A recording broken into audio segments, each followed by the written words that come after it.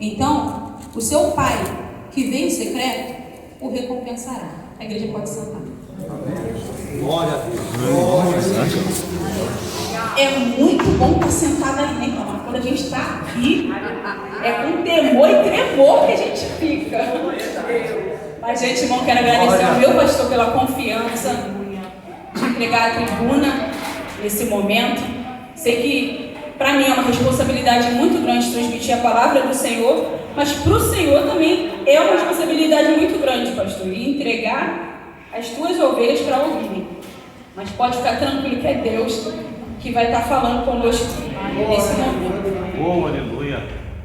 Quero agradecer de antemão a presença do meu pai, minha base.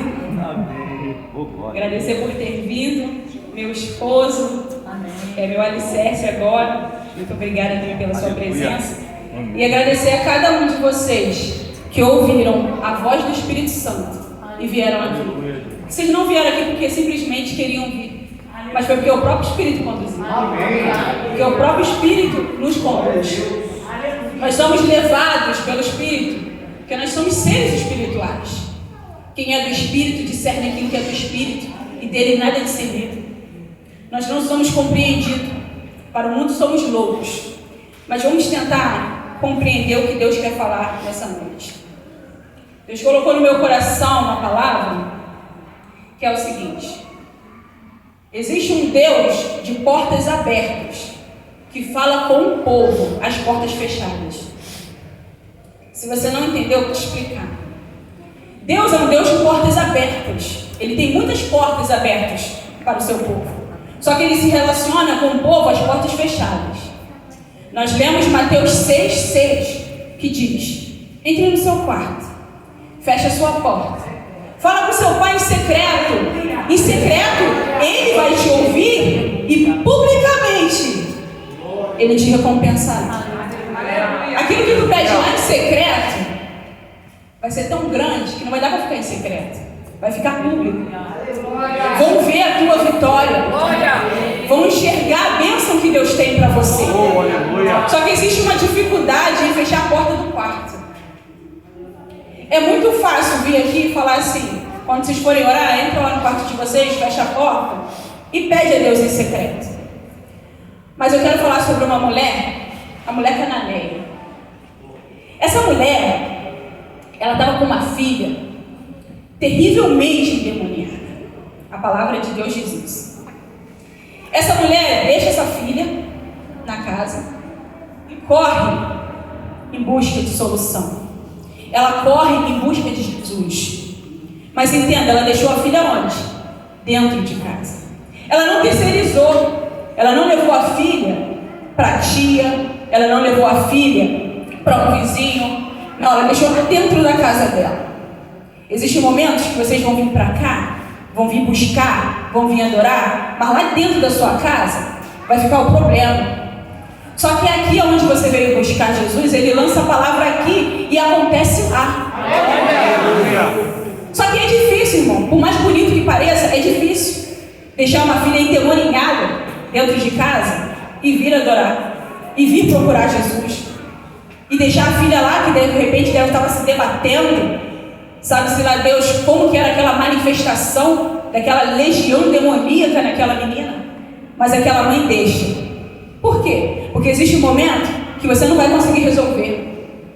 Existe um momento que você vai ter que deixar de lado e ir buscar a solução, e ir buscar Cristo, porque não adianta ficar querendo dar remédio para demônio. Quantas pessoas endemoniadas estão querendo medicar demônio? Aquela mãe, quando ela chega diante de Jesus, ela reconhece: ó, minha filha está terrivelmente endemoniada. Não vou dizer que ela está com um problema psicológico, não vou dizer que ela está... Não, vou te dizer a verdade, Jesus, ela está terrivelmente endemoniada. É demônio que está na minha casa. Mas só que a gente tem uma dificuldade, às vezes, em reconhecer que existe a situação demoníaca dentro da nossa casa. Porque às vezes a gente pensa assim: não, na minha casa não.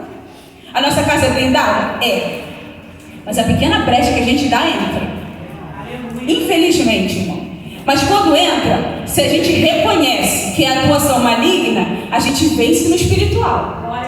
Mas só que se eu não reconhecer que é atuação maligna, eu fico dando remédio para demônio. Eu fico pensando que, não, vou dar esse remedinho aqui que essa menina vai melhorar. Eu vou fazer isso aqui que vai amenizar. O nosso Deus, ele não trabalha amenizando, ele trabalha resolvendo. Nós precisamos entender isso. E o nosso Deus é um Deus do momento, do presente. Eu quero contar um relato que aconteceu comigo em 2017. Em 2017, estava eu deitada, na casa dos meus pais, estava solteira. E quem é filho de mulher crente, mãe assim, de oração, sabe o que é isso. Estou eu deitada, minha mãe com a mão aqui já. Estava com nada, meu Deus do céu. Já estava minha mãe repreendendo, expulsando, porque ela tem esse hábito.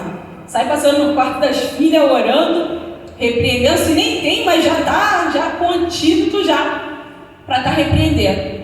E a minha mãe saiu me orando, eu falei, meu Deus, o que ela está vendo, Jesus? E ela me orando naquele momento, depois ela saiu e falou assim, Juliana, eu estou indo para a consagração. Eu vou para a consagração. Se você quiser ir, meu filho, você vai, tá? A consagração é de 9 às 11, tá, meu filho? Você vai, meu filho? Tá bom? A mamãe está indo, tá? E aí ela foi. E eu não consegui dormir. Falei, meu Deus, acho que eu vou nessa oração, acho que eu vou nessa consagração. Acho que eu vou. E fui. Quando eu cheguei nessa consagração, eu sentei no último banco. Eu falei, quero que aquelas irmãs venham revelar nada para mim. Deus me livre, meu Deus do céu. Essas irmãs vão falar tudo e eu fugindo. Quando acabou a consagração, já estava quase lá no final, perguntaram assim, quem teve revelação? E uma menina se levantou e falou assim, eu vi para aquela menina que está lá atrás. Onde você está trabalhando, vai se levantar uma perseguição muito grande no seu trabalho. Mas você vai trabalhar lá por pouco tempo. Porque através desse trabalho, Deus vai te levar em outros lugares.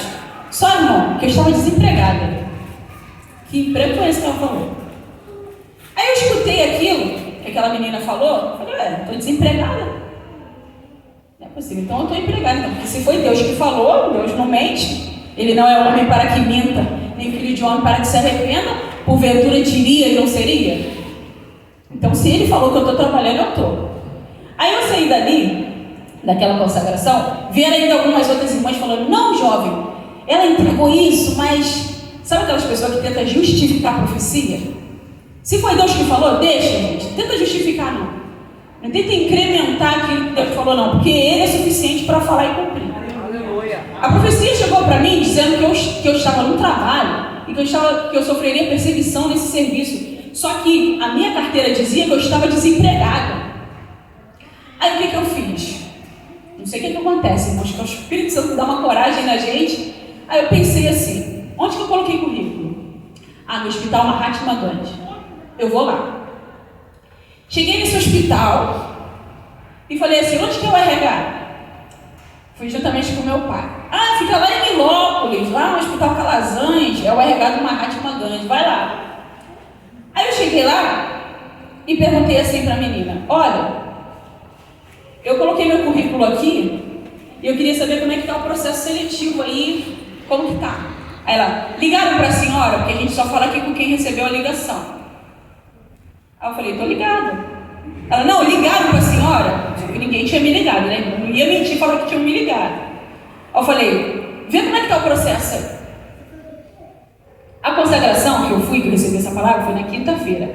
Eu fui nesse hospital na sexta. Aí chega a menina lá dentro com umas folhas falando assim, ô dona Juliana, a senhora já está contratada desde ontem. As folhas aqui do seu contrato, a senhora faltou ontem no serviço? Aí eu falei, não estava sabendo. Mas entenda uma coisa, na hora que aquela profecia se levantou, que aquela profeta se levantou e falou para mim que no trabalho que eu estava, então, naquele momento que ela falou, era o momento que as folhas estavam sendo assinadas. Às vezes a gente tem uma dificuldade de escutar coisas que saem do altar e pensar assim, não, estou empregada. Não tem como aquela menina. Jesus falou que ela foi liberta, não tem como. A gente tem uma dificuldade. E o que faz a gente não receber é isso. É a falta de fé. Porque a falta de fé, ela não agrada a Deus.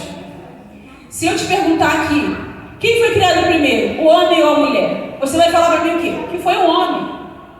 Só que Gênesis 1:27 vai dizer assim, que criou Deus, o homem e a mulher. Macho e fêmea o criou. Ué, criou junto? Só que só lá no Gênesis 2:22, ele vai dar forma. Essa é a nossa dificuldade quanto igreja. Existem bênçãos que já foram criadas, mas não receberam forma. O homem e a mulher foram criados juntos, lá em Gênesis 1:27.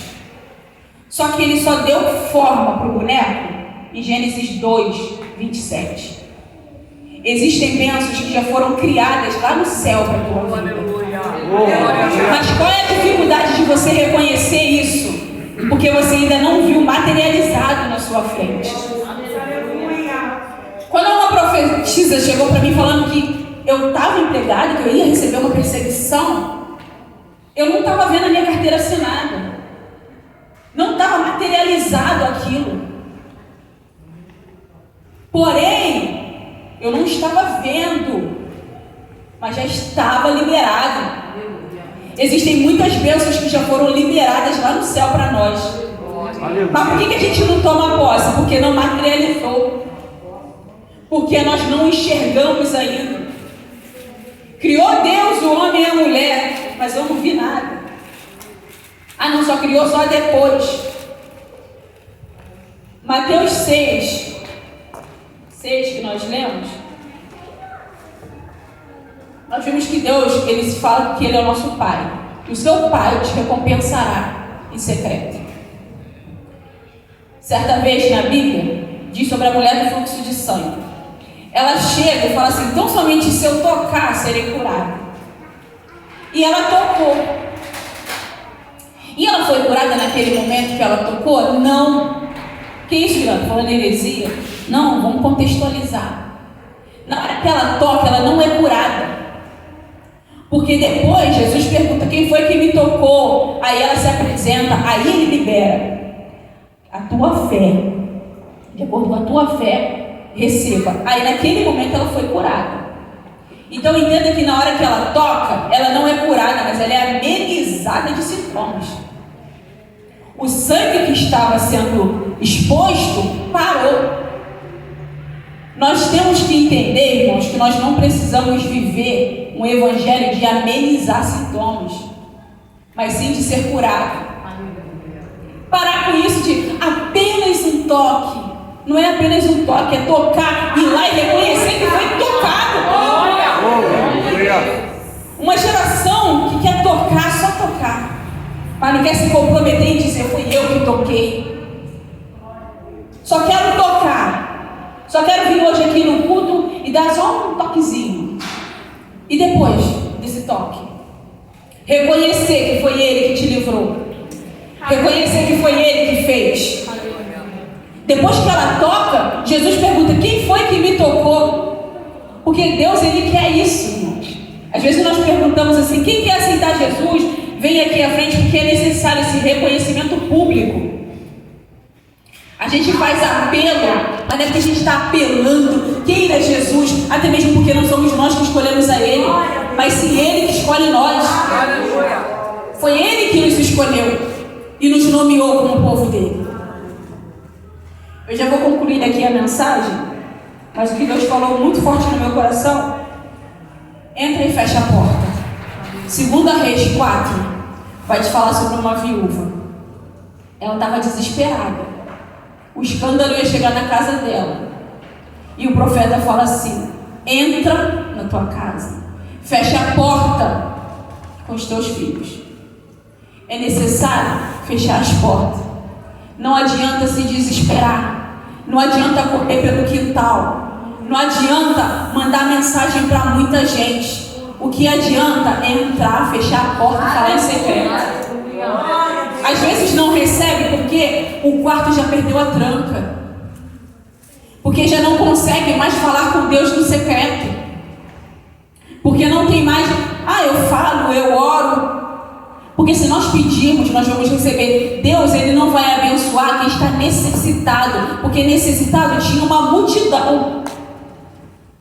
Mas Ele faz para quem reconhece que tocou.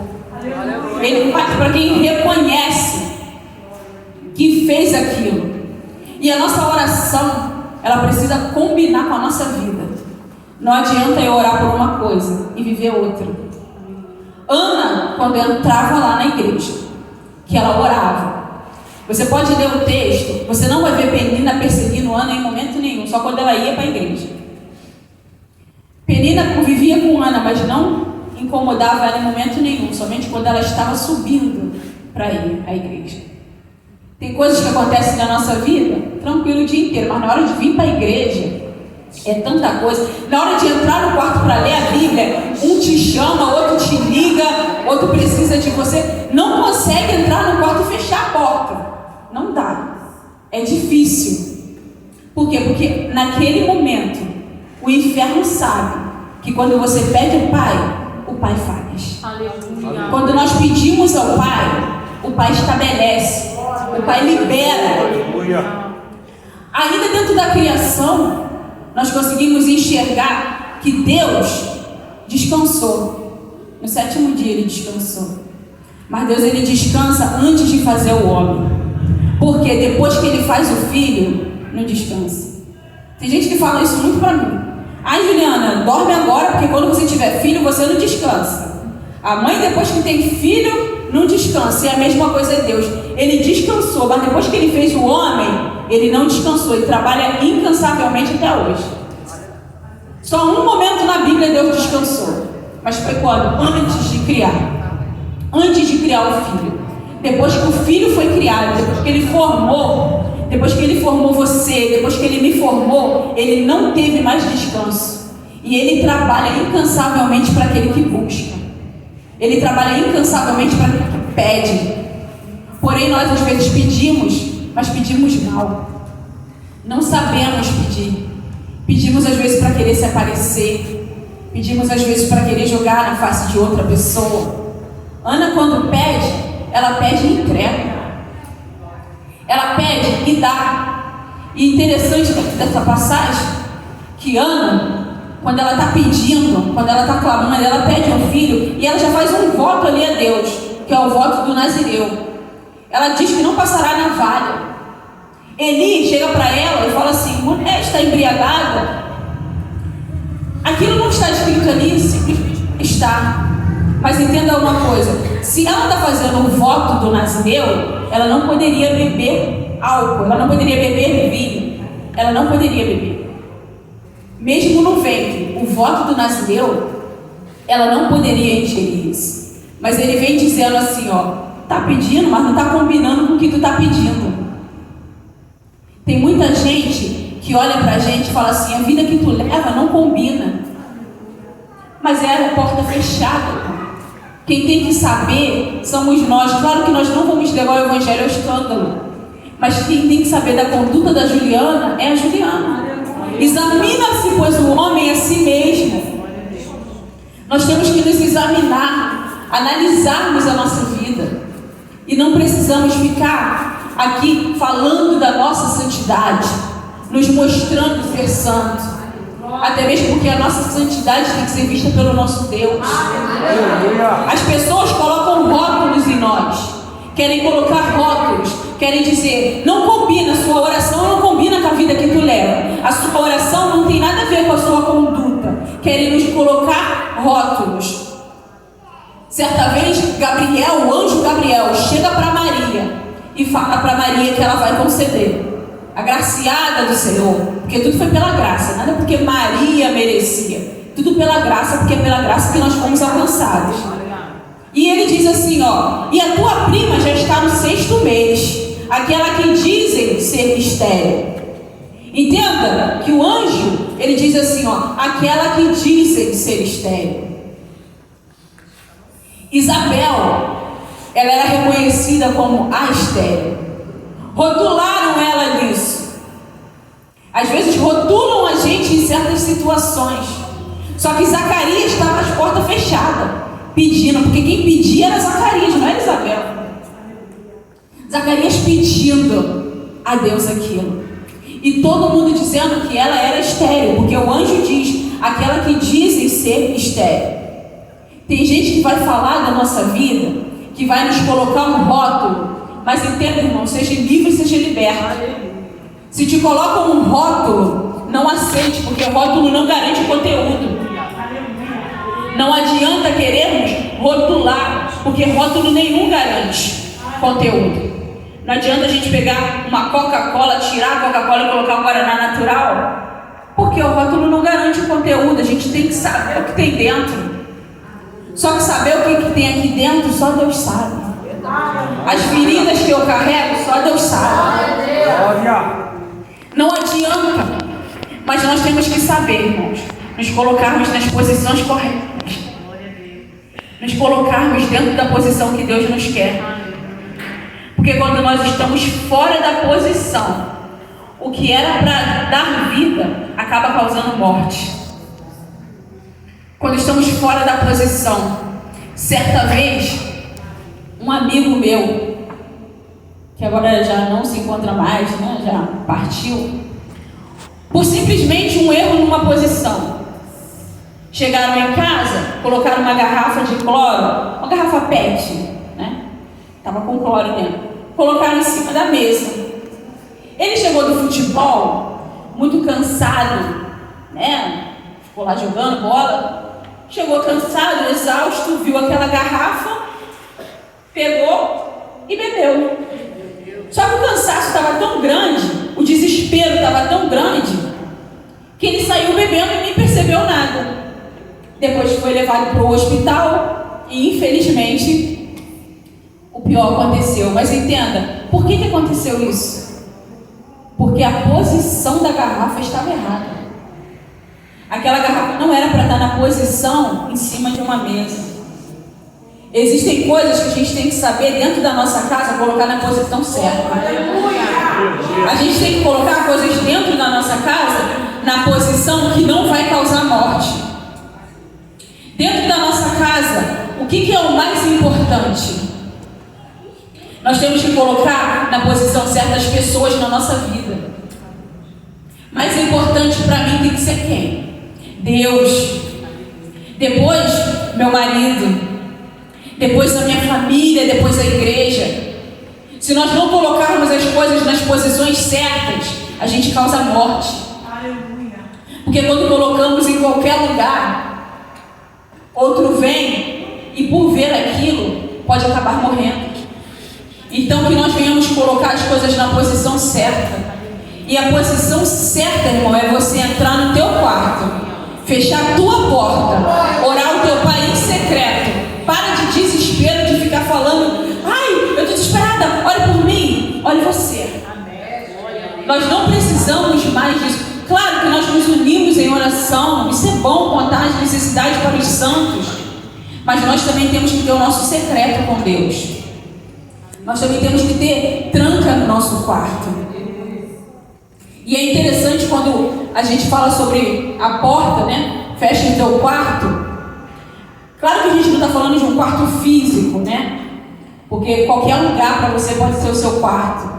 Tem gente que está preso, né, encarcerado, lá vai ser o quarto dele. Paulo e Silas, certa vez, estavam presos. E aonde foi o quarto deles? Dentro da prisão. Foi ali que eles oraram e foi ali que Deus respondeu. Eles oraram em secreto, eles pediram em secreto, mas Deus fez acontecer publicamente. Porque não tem como esperarmos coisas pequenas de um Deus grande. Que Deus venha falar no coração de cada um de vocês. Eu entrego aqui a minha oportunidade. Mas entenda isso, igreja. Feche a porta do teu quarto. Tenha intimidade com Deus. Limpa o seu quarto. Não entrega um altar para Deus bagunçado. Limpa o seu quarto. Deixe o seu quarto como um altar para Deus. Dentro do quarto, muitos milagres aconteceram dentro da Bíblia. 2 Reis 4, você vai ver a sunamita. Aonde que aconteceu a cura, o ressuscitar do filho dela? Foi no quarto que ela fez para o profeta. Dentro do quarto acontecem muitos milagres, mas dentro do quarto, também uma mãe chamou o seu filho, que era um rei, e tramou coisas horríveis. Porque dentro do quarto, aonde Deus te responde, o diabo também tenta te oprimir, te colocar uma depressão, quarto fechado, trancado, deprimido. Porque o diabo sabe aonde é o altar de Deus. E ele não faz nada diferente, ele pega aquilo que Deus quer e ele quer pegar para ele. O que Deus falou que é aliança, ele pega para ele.